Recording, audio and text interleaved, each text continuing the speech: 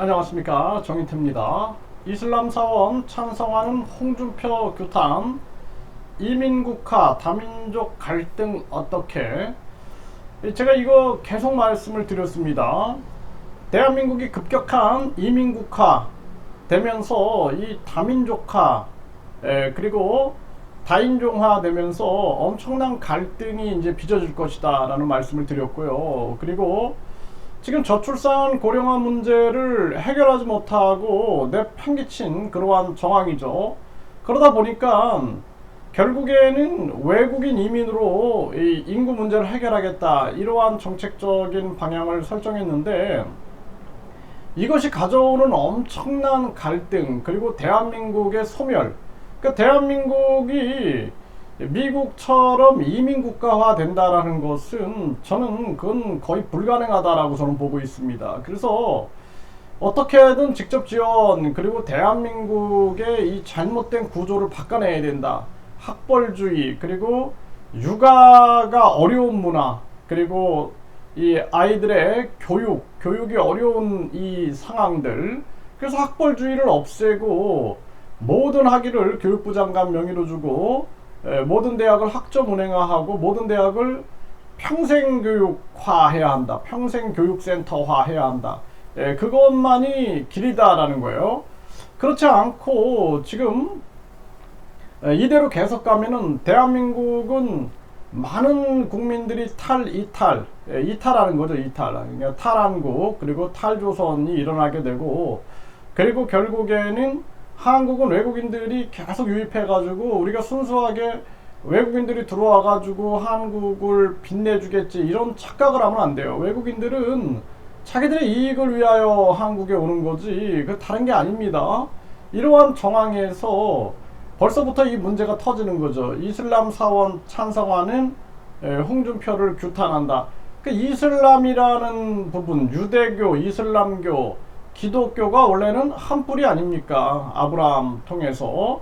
그런데 이 서로 교리를 가지고 계속 갈라지는 거죠. 이슬람 내에서도 보면은 뭐 수니파다, 시아파다 해가지고 또 대립하고, 기독교도 보면은 개신교다, 또 천주교다, 또 개신교 내부에서도 뭐 합동측이다, 뭐 해가지고 개혁측이다 해가지고 계속 찢어지죠. 네, 이렇게 되는 거죠.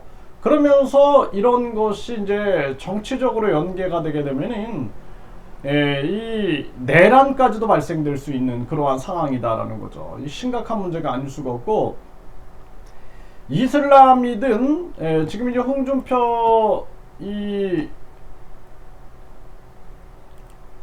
이렇게 얘기했어요. 홍준표, 대구에 이슬람 사원뿐 아니라 힌두교도 들어와야 한다. 그 원론적으로 이게 맞아요. 원론적으로 이슬람, 뭐 힌두교, 뭐 기독교나 불교나 뭐 다양한 종교가 존재하는 부분들은 맞는데, 이것이 이제 하나의 예를 들어서 어떤 종교 세력화되고 이것이 갈등화되면은 이제 그게 큰 문제가 되는 거고, 이슬람이든 기독교든 그냥 종교의 순수함으로 돌아가서, 종교의 순수함은 가장 중요한 게 사랑 실천과 양심 실천입니다. 이런 노력을 해야 돼요. 그렇지 않고 이슬람이 또는 기독교가 정치화된다, 그래가지고 뭐 기독교 세상을 만든다, 이슬람 세상을 만든다, 이런 식으로 정치화되면은 이 종교 전쟁이 터지게 되는 거죠. 이게 심각한 문제가 터지게 되는 거다. 종교는 종교의 본질로 돌아가야 된다. 근데 이게 지금 안 되고 있어요. 우리 사회가 정치도 썩었고, 종교도 썩고, 그리고 뭐 교육도 썩고, 뭐 법조계도 썩고, 다 썩어버렸기 때문에 이게 굉장히 위험한 그러한 정황으로 가고 있는 거죠. 네, 이 이슬람 사원 갈등, 이 KBS 뉴스에서도 보면은 이슬람 사원 갈등 해결 기원 평화 문화제가 열렸다, 이런 얘기가 나오고 있고, 네, 정강훈 이끄는 자유통일당 이슬람 사원 찬성하는 홍준표 시장을 규탄한다는 거예요. 그러면 뭐 여기 보면은 정강훈이라는 사람은 사랑제일교회 목사다라는 거예요. 이게 어떻게 보면은 종교적인 갈등이 될 수 있는 거예요. 종교적인 갈등. 이슬람, 기독교. 그래서 이러한 부분들 이게 이제 수면 위로 올라오고 있는 겁니다. 네, 그리고 이슬람 사원 들어서면 뭐 냄새 난다. 대구 이슬람 사원 논란 어떻게 생각하나요? 그래서 이슬람 사원을 반대하는 이유를 일단은 주민들한테 들어봐야 되는 거고요. 그리고 충분한 대화를 통해서 풀어나가야 된다. 그래서 뭐 이 주민들 입장은 왜 이렇게 그 마을 중간에다가 만드냐 이런 얘기들을 하고 있는데, 그걸 이제 뭐 피해서 만들 수 있는 부분이 있으면 피해서 만들어야 되지 않느냐. 뭐 도심 그냥 뭐 중간에 종교 시설이 들어서는 거에 대해서 이분들이 꼭 이슬람교라서 그러는 것이냐, 아니면 뭐 절이 들어서도 그럴 것이냐, 이런 걸 충분히 들어봐야 되는 거죠. 그래서 불편 사항이 무엇인지를 충분히 들어봐야 되는 것이고, 또 이 기독교든 이슬람교든 불교든 간에 자성의 노력을 해가지고 스스로 사랑 실천과 양심 실천을 구현한다.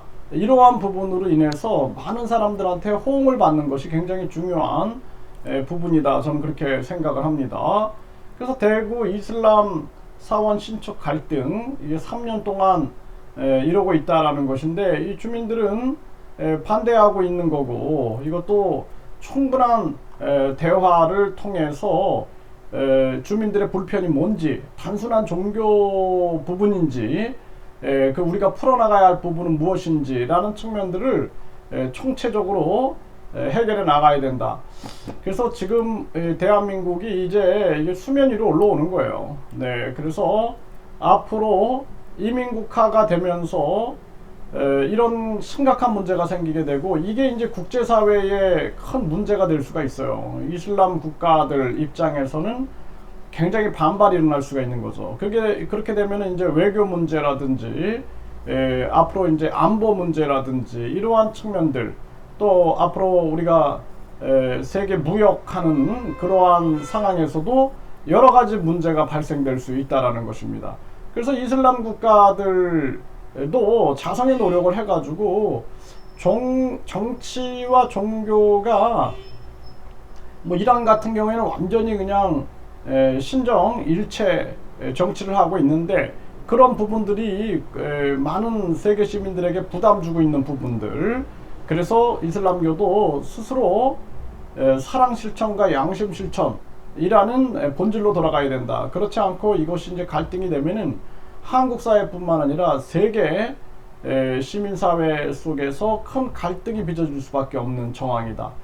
네, 이게 대한민국의 이 이민국화, 이 앞으로의 갈등들, 저는 아주 걱정이 많이 됩니다. 이거 저출산 문제를 우리가 이 정치꾼 놈들하고 관료 놈들이 이게 바르게 이 문제를 해결했어야 되는 건데, 직접 지원 정책을 통해서 문제를 해결하고 이 잘못된 입시 시장, 잘못된 육아 시장을 바로 잡아놓고, 그리고 우리 이 가치 철학에서 황금 만능주의나 이런 것이 아닌 가장 중요한 사람의 행복이라는 가치를 두고 접근했어야 되는데, 그렇지 않다 보니까 이 대한민국은 소멸로 갈 수밖에 없는 거예요.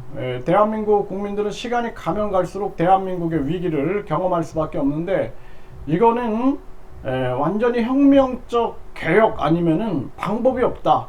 저는 그렇게 보고 있습니다.